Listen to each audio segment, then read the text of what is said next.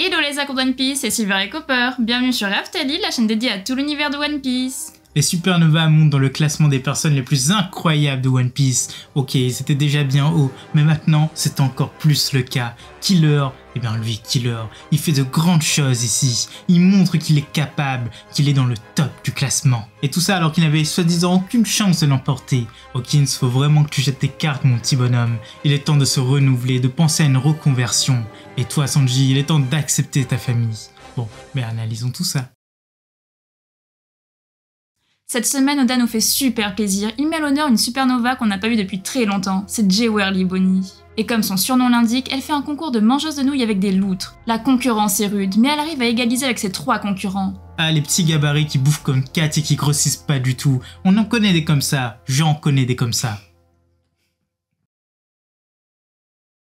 Première vraie page jusqu'à Anne, la lame de Queen se brise sur le cou de son adversaire, alors que celui-ci n'a rien senti du tout. Sanji se transforme en un vrai cyborg et ce n'est pas plus mal, en tout cas on le pense. Les gifters sont choqués, alors que Queen, il se remémore le souhait de Judge. Il voulait doter les humains de véritables exosquelettes, de capacités de régénération extraordinaires, d'une force colossale et d'un cœur de glace. Le pauvre Sanji se braque alors totalement, et lance que non, il ne veut pas finir comme eux, il ne veut pas avoir un trou béant à la place du cœur, il ne veut pas perdre ses émotions. Alors il fuit, il court en hurlant à tout va, et se demande qu'est-ce qu'il a fait de mal pour en arriver là, qu'il ne veut pas être condamné. Mais les gifters lui tirent alors dessus et l'immobilisent, alors que Queen lance ses rayons laser en lâchant qu'il veut voir sa tenue de combat, ici et maintenant. Sanji se transforme petit à petit et il se demande pourquoi. Pourtant, il le sait, il le dit lui-même. C'est après avoir mis son Red Suit pour la seconde fois. Et si Judge avait créé cette combi pour continuer les modifications sur ses enfants, la transformation génétique n'était pas optimale, il fallait une transformation physique supérieure. Alors Judge a créé la combi pour le faire, pour réparer le corps à chaque utilisation. Nous, on pense que c'est exactement ce qui a activé les modifications de Sanji. Il est carrément nul ce Nakama, il pense dur comme fer qu'il va perdre son âme. Pourtant, il connaît quelqu'un d'autre qui a subi la même opération, et pourtant qui a gardé tous ses sentiments. C'est sa sœur, c'est Reiju. Et oui, elle a beau le cacher, elle a des sentiments de sa plus tendre enfance. C'est elle qui a sauvé Sanji, c'est elle qui l'a poussé à fuir pour sa vie. Et à Whole Cake, elle a essayé de faire la même chose. Elle voulait même se sacrifier parce qu'elle pensait qu'elle était une erreur de la nature. Et surtout, n'oublions pas que Sanji est l'héritier de sa mère. Alors non, il ne va pas du tout devenir un monstre. Et oui, il sera à vie le Sanji pervers que tout le monde apprécie. Surtout quand il va voir un ami, il aura un regain de sentiments et il comprendra tout de suite qu'il ne peut pas changer. L'autre idiot de cette histoire, c'est Queen. Il ne peut absolument pas combattre Sanji dans cet état et pourtant, il veut absolument voir son Red Suit. Lui, il va s'en prendre une et ce sera bien mérité. La fin du combat est proche et il est le prochain sur la liste. Au deuxième étage, le quitte son mal en point. Le manchot gît littéralement au sol. Il vient de s'effondrer, alors que Mama tente de le tuer à coups de Napoléon et d'Era. Et oui, il n'y a aucune pitié dans One Piece. Mais Law essaie de pallier cette faiblesse en hurlant, et il grille Mama de son counter-choc. Et là, ce n'est que pour mieux se faire avoir par Prométhée. Celui-ci ne supporte absolument pas de voir sa maîtresse souffrir, et fait griller littéralement sur place le supernova. Et c'est là que prend place l'action la plus badass pour une personne de plus de 70 ans. Mama nous fait un triple salto avant et écrase Napoléon sur Kid. Mais le supernova se relève et se dit que ce mal de tête n'est absolument pas normal. Il se passe quelque chose. Mais s'il meurt maintenant, il n'aura été qu'une vaste blague. Sa carrière de pirate n'aura servi à rien. Le drame continue de ce côté. On ne veut pas être pessimiste, mais on ne sait toujours pas comment est-ce que eux ils pourraient gagner face à un monstre pareil. Même à pleine puissance, Kid et Law seront réduits en charpie par la Mover. C'est bien beau Kid contre Big Mom et Trafalgar Law contre Napoléon, mais encore faut-il maîtriser le Haki des rois en version revêtie. Si vous avez votre avis sur le sujet, dites-le nous en commentaire.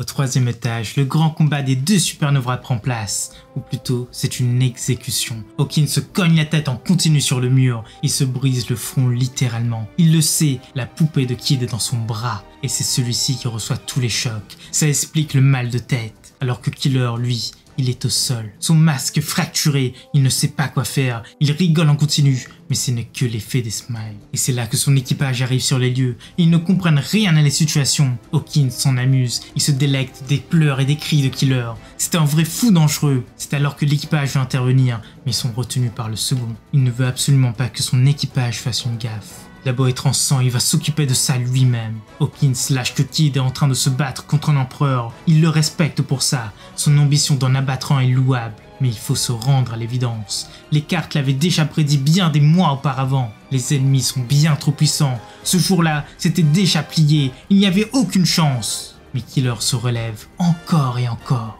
Et avant l'attaque finale, il veut poser 2 questions. La toute première, c'est que se passe-t-il s'il coupe un membre que la poupée n'a pas? Mais Hawkins n'y comprend rien et le provoque encore et encore, lui disant qu'il a déjà perdu, il n'y a aucune chance de survie pour lui. Mais Killer n'écoute rien et se lance sur son adversaire. Il lui tranche le bras gauche, celui que Kid a déjà perdu. Alors la blessure ne se referme absolument pas. Le bras de l'ennemi tombe au sol et il hurle de douleur. Son bras a littéralement sauté. Il a perdu dans cette attaque. Killer lance alors que Kid n'a pas de bras gauche. La deuxième question, elle ne tarde pas. Si la poupée est directement arrachée, vas-tu encore être protégé par celle-ci? Dans un excès de sincérité, Hawkins dit que non, mais il ne sent pas sa fin arriver. Il tire alors la carte de la mort et déchaîne sa poupée de paille, la même qu'il avait utilisée contre Zoro. Il essaie d'écraser Killer en un coup. Mais celui-ci ne frémit absolument pas et d'un coup d'épée, il la tranche en 2. Il surpasse littéralement son adversaire, lui fonçant une nouvelle fois dessus. Hawkins est totalement affolé, il tire alors une nouvelle carte et pense qu'il va forcément gagner. Mais c'est la tour renversée. Alors il lâche prise et se fait trancher lui aussi. Ses cartes volent dans tous les sens. Il mord enfin la poussière. Il avait vu ce moment, cette carte, la tour. Le monde vacille maintenant. La fin de l'ancien, l'arrivée d'un nouveau chemin. Killer est toujours debout et il lance que maintenant. C'est au tour de son partenaire de continuer. Et c'est la fin du scan. Avant de passer à la fin de cette analyse, n'oubliez pas de vous abonner et de laisser un énorme pouce bleu. Ça nous fait toujours super plaisir.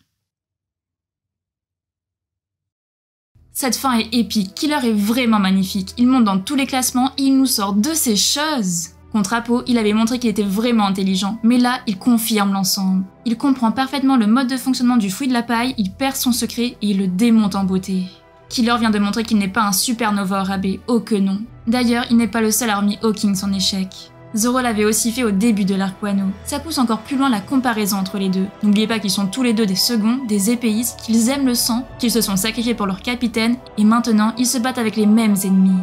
La tour, tout est dit sur cette carte. Un changement, la fin de l'ancien, le début du nouveau. C'est exactement ce que représente la fin de cette bataille. Mais personne n'est dupe. La fin des Yonko vient de sonner. On a une grande confirmation ici. Et même si on l'a dit plus tôt qu'on ne voit pas cette chose tomber, ce sera très amusant de voir comment ça va arriver. Peut-être un power-up de Kid ou un autre de Law. Bon, le premier est quand même beaucoup plus probable. Ou alors une aide extérieure. Mais on ne voit pas qui serait assez fort sur place pour venir les aider. Qui est encore en forme. Sanji et Zoro sont très occupés. Marco est KO et il préférait sûrement finir le travail dans la salle de concert. Alors là, on ne sait vraiment pas.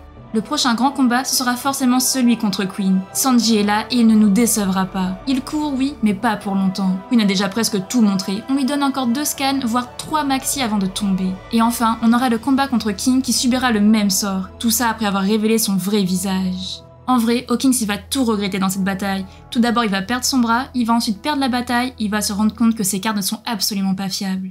Et pour finir cette analyse, voici les petites prédictions pour le scan suivant, le scan 1030.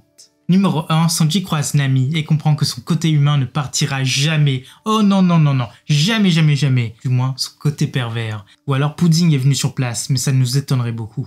Numéro 2, Zoro pète entièrement le masque de King. Son visage avec des dessins tribaux apparaît. Numéro 3, Momo ne se débrouille absolument pas avec ses flammes. Peut-être que Marco va débarquer pour l'aider. Numéro 4, Yamato voit la masse explosive qui se trouve sur l'île et sait que le temps lui manque. La stratégie, c'est de tout faire péter en se sacrifiant. Numéro 5, Franky sécurise les lieux avec les autres Mugiwara. Ils en ont bien besoin, car même si la bataille est presque finie, il y a encore du menu fretin qui traîne un peu partout. Et enfin, numéro 6, Kaido s'affaiblit, mais surpasse toujours Luffy. La bataille n'est toujours pas gagnée.